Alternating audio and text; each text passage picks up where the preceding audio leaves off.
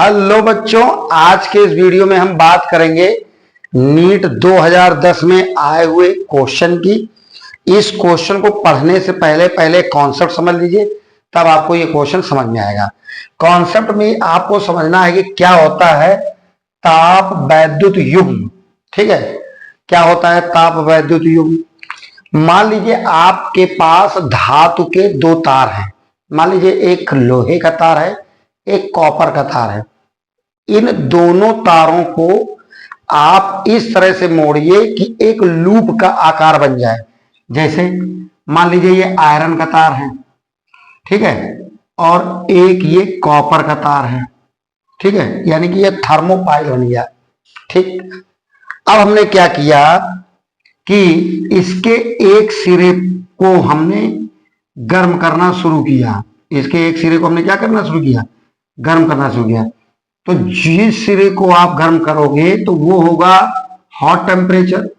तो उस सिरे के टेम्परेचर को हम θ1 से दिखा देंगे, और ये सिरा होगा कोल्ड टेम्परेचर, इसको θ2 से दिखा देंगे।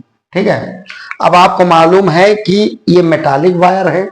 अगर मेटालिक वायर है तो आपने इसको हीट दिया है तो इलेक्ट्रॉन मतलब आगे मूव करेंगे, क्योंकि मेटल का वायर है, फिर इलेक्ट्रॉन होते हैं, इलेक्ट्रॉन आगे बढ़ेंगे।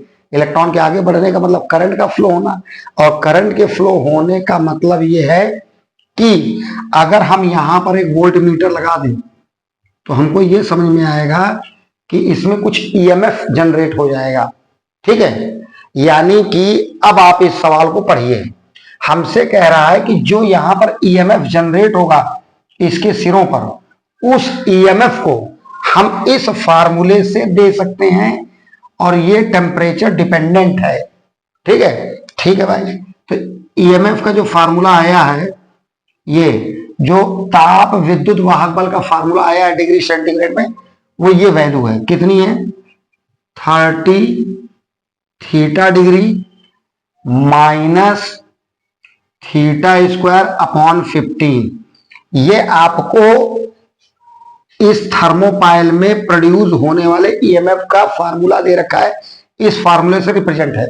हमसे कह रहा है इसका न्यूट्रल टेम्परेचर कितना होगा। किसका? इस वैद्युत युग्म का उदासीन ताप कितना होगा, आपको ये बताना है। तो ध्यान रखिएगा, अगर आपको न्यूट्रल टेम्परेचर या उदासीन ताप निकालना है तो आप इसका निकालिए d/dθ का, और उस वैल्यू को आप 0 बराबर कर दीजिए। ठीक है, आइए देखते कैसे होगा। तो सबसे पहले हम करेंगे d/dθ किसका? E का, उसको करेंगे 0 बराबर।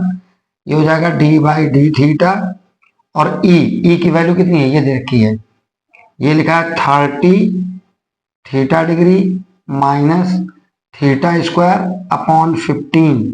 ठीक है, इसको इसके साथ ऑपरेट कराइए, इसको इसके साथ ऑपरेट कराइए, तो ये हो जाएगा d/dθ 30 theta degree minus d/dθ θ²/15।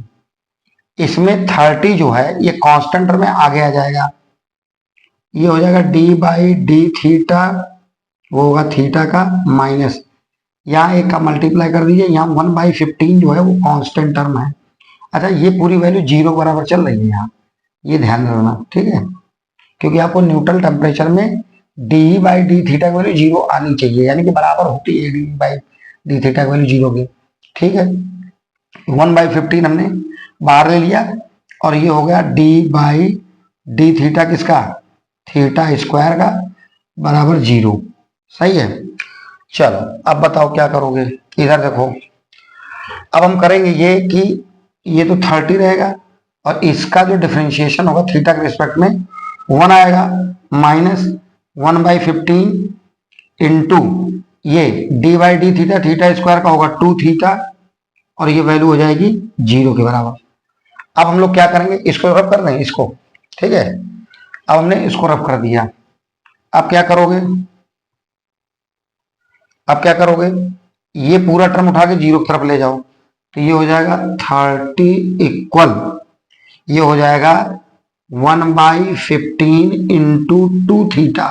समझ में आ रहा है कि नहीं? ये माइनस का पोर्शन उधर चला गया, इसको इधर ले आओ, तो 30 इंटू 15 इक्वल टू थीटा, ये हो जाएगा 450 इक्वल टू थीटा, तो थीटा की वैल्यू आ जाएगी 225। ठीक है, ये इसका न्यूट्रल टेम्परेचर हो गया, आंसर ये सही होगा। ठीक है, इसको आप उतार लीजिए।